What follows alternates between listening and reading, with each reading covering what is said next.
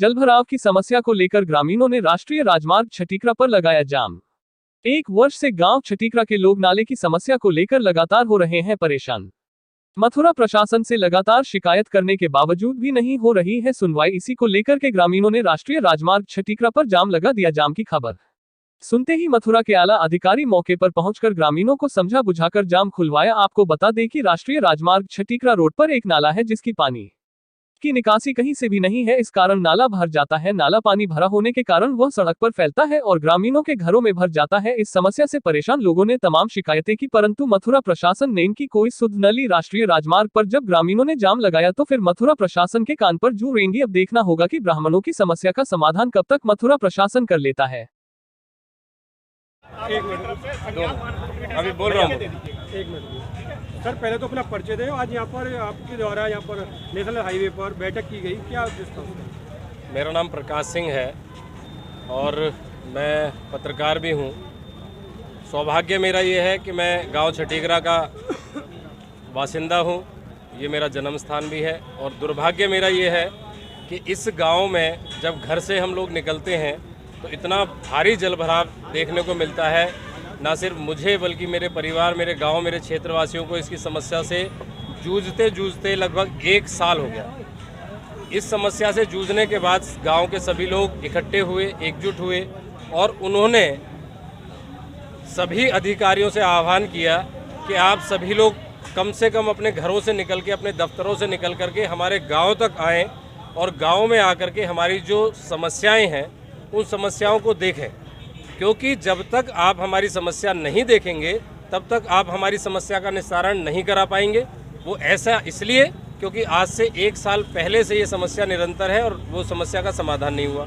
तो यहाँ जो सक्षम अधिकारी हैं, सीओ साहब यहाँ पर पहुँचे, प्रशासनिक अधिकारी यहाँ पहुँचे, NHAI के टीम यहाँ पर पहुँची और आने के बाद हमने अपनी बात रखी कि जो हमारा पानी गांव का निकलना था, जो निकास था, उसका नाला गायब हो गया यहाँ से।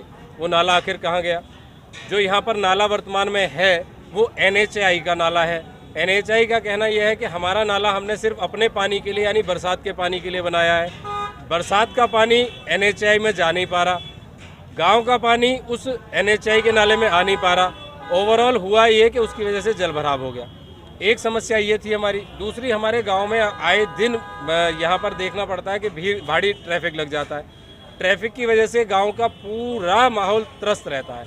हर व्यक्ति जो अपने इस पार से उस पार जाने में, अपने खेतों से घर आने में, घर से खेत तक जाने में सारे ग्रामीणों को बड़ी भारी परेशानी झेलनी पड़ती है। बच्चों को स्कूल से घर आने में, घर से स्कूल जाने में भारी परेशानी झेलनी पड़ती है। तो इन सब समस्याओं को लेकर के हम लोग यहाँ बैठे थे। हमारे यहाँ पर बहुत जाती हमारे गाँव के साथ हुई है। ये जो ओवरब्रिज आप सामने देख रहे हैं, जब ये बना तो ये पिलरों पे बनना चाहिए था, पिलरों पे नहीं बना। पिलरों पे ना बनने की वजह से आज पूरी कनेक्टिविटी एकदम ध्वस्त हो गई। उसके बाद यहाँ पर अंडरपास होना चाहिए था, क्योंकि यहाँ बहुत भारी भीड़ आए दिन रहती है। वृंदावन एक ऐसी जगह है जहाँ पर आए दिन लाखों श्रद्धालु यहाँ आते हैं, लेकिन प्रशासनिक अधिकारी पता नहीं क्यों चुप्पी मारे बैठे हैं। वो बिल्कुल चुप लगा कर बैठे। उस बात को लेकर के आज हमने आह्वान किया है और हमें क्या देके गए आपको? प्रशासनिक अधिकारियों की तरफ से मेरी सीओ साहब से बात हुई, SDM साहब से बात हुई। ओवरऑल उन्होंने हमसे 7 दिन का टाइम, सामने देख रहे हैं, जब ये बना तो ये पिलरों पे बनना चाहिए था, पिलरों पे नहीं बना। पिलरों पे ना बनने की वजह से आज पूरी कनेक्टिविटी एकदम ध्वस्त हो गई। उसके बाद यहाँ पर अंडरपास होना चाहिए था, क्योंकि यहाँ बहुत भारी भीड़ आए दिन रहती है। वृंदावन एक ऐसी जगह है जहाँ पर आए दिन लाखों श्रद्धालु यहाँ आते हैं, लेकिन प्रशासनिक अधिकारी पता नहीं क्यों चुप्पी मारे बैठे हैं। वो बिल्कुल चुप लगा कर बैठे। उस बात को लेकर के आज हमने आह्वान किया है और हमें क्या देके गए आपको? प्रशासनिक अधिकारियों की तरफ से मेरी सीओ साहब से बात हुई, SDM साहब से बात हुई। ओवरऑल उन्होंने हमसे 7 दिन का टाइम दिया है कि 7 दिन में हम इस समस्या का समाधान करेंगे, जिसमें हमारी एक पहली समस्या है जलभराव की, उसका निस्तारण हमको चाहिए, नाला प्रॉपर बनना चाहिए। दूसरी समस्या है हमारा अंडरपास बनने की। अंडरपास बनाएं, चाहे वो जो भी काम करें, हमारी जो कनेक्टिविटी है गाँव की और गाँव से खेतों की, वो हमें क्लियर चाहिए, हर हालत में चाहिए, हर सूरत में चाहिए। यहाँ पर जो भी व्यवस्थाएं की जा रही हैं, प्रशासनिक अधिकारी अपनी मनमानी तरीके से करते हैं और टोटल गड़बड़ करते हैं उस काम में। पता नहीं कहाँ किस टेबल पे बैठ के ब्लूप्रिंट बनता है, कहाँ मीटिंग्स होती हैं। जब कभी कोई ब्लूप्रिंट बनता है, जब भी कोई काम होता है, तो कम से कम गांव के मौजूदा लोगों के साथ उनका कम्युनिकेशन होना चाहिए, समावेश होना चाहिए, जिसको लेकर के कितना सही बन रहा है, कितना गलत बन रहा है। वो अपनी मनमानी करते हैं और सारा काम गलत किया है। चाहे NH हाईवे की बात कर लीजिए, चाहे वो रेलवे ओवरब्रिज की बात कर लीजिए, सारे गलत बनाए। इनकी जांच हो जाए तो इनको जेल जाना पड़ेगा इन अधिकारियों को, इतनी बुरी स्थिति है। तो आज आपने जो बैठक है आज का समापन कर दिया है? नहीं, बैठक तो देखो आह्वान था, अधिकारी आए, उनको जलपान पे हमने बुलाया था, जलपान पे वो आए, आकर के उन्होंने समस्या देखी, समझी, उनको अच्छा लगा तो समस्या का समाधान करेंगे और 9-10 दिन के अंदर मेरे ख्याल से उन्हें कर देना चाहिए। अगर उन्होंने नहीं किया तो एक बार पुनः हम आह्वान करेंगे, फिर दोबारा से बुलाएंगे इसी तरीके से। धन्यवाद। कहाँ के निवासी हैं आप?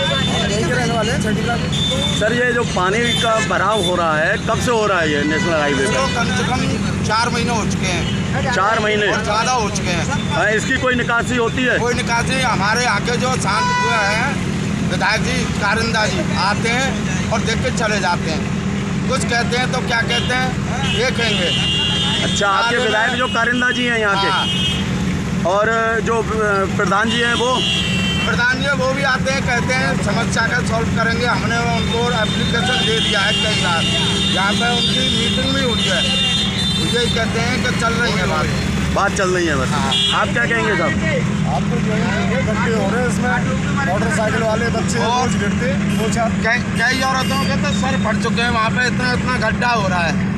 बाइक से आते हैं एकदम पानी में दिखता नहीं, उसमें धड़ लगते हैं, धड़ गिरते हैं। जैसे अभी एक महिला भी स्कूटी के साथ फंसी हुई थी, यही परिस्थिति रहती है रोज? हाँ जी।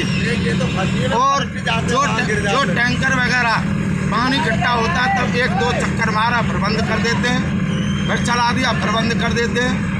कल तो यहाँ पे इतना पानी था, रात को 9 बजे से एक औरत और एक आदमी गिरा था और उसके साथ में एक बच्चा भी था। यहाँ के जो दुकान वाले उन्होंने सब लोगों ने उनकी हेल्प भी की।